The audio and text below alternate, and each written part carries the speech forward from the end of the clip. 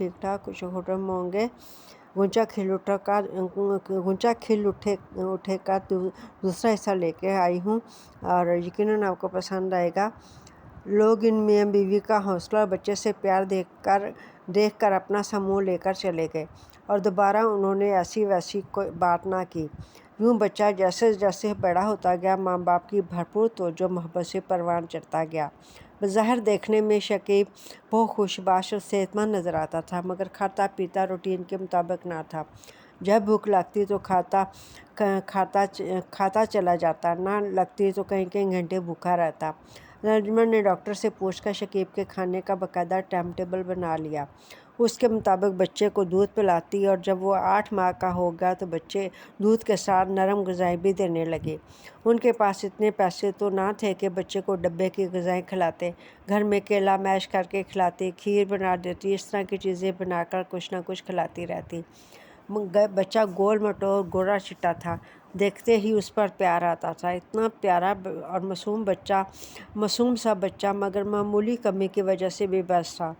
अल्लाह ने वाकई हर इंसान में कोई ना कोई कमी रखी है, वरना तो इंसान पता नहीं अपने आप को क्या से क्या समझ ले। शौकत और नजमा दिन रात शकीब का ख्याल रख रहे थे, एक लम्हा भी उसे अपनी नज़रों से वो दूर ना करते थे। जैसे उसे कोई ज़रूरत या हाजत होती, फ़ौरन उसकी वो ज़रूरत या हाजत पूरी कर देते। इसलिए शकीब अभी तक उनके लिए ज़्यादा मसला ना बना था। जैसे जैसे वो बड़ा होता जा रहा था, उसकी ज़रूरियात में भी इजाफ़ा होता जा रहा था, मगर वो दोनों अपनी ज़रूरियात कम करके बच्चे की ज़रूरतें पूरी कर रहे थे। यूँ जैसे वो दिनों में बड़ा हो रहा था। जैसे ही वो 5 साल का हुआ, शौकत ने उसे अपने एक दोस्त के मशवरे से एक स्पेशल बच्चों के इदारे में दाखिल करवा दिया, जहाँ तालीम के साथ साथ उसकी देखभाल भी होती और ख़ास तरीके से तालीम दी जाती थी। तालीम में शकीब बाकी बच्चों से बहुत बेहतर था। वो अपना आप भी संभाल लेता था। बच्चों को अपने काम खुद करने की भी तरबियत दी जाती थी। खुद नजमा ने भी शकीब को काफ़ी ज़्यादा काम सिखा दिए। जो काम वो खुद कर सकता था वो उसी से करवाती थी। बाकी बच्चे खाना खाते वक्त अपने कपड़े गंदे कर लेते थे और खाना भी गिरा देते थे, मगर शकीब खाना बहुत आराम से खाता और कोशिश करता कि खाना गिरे ना, उसके हाथ और कपड़े भी गंदे ना हों।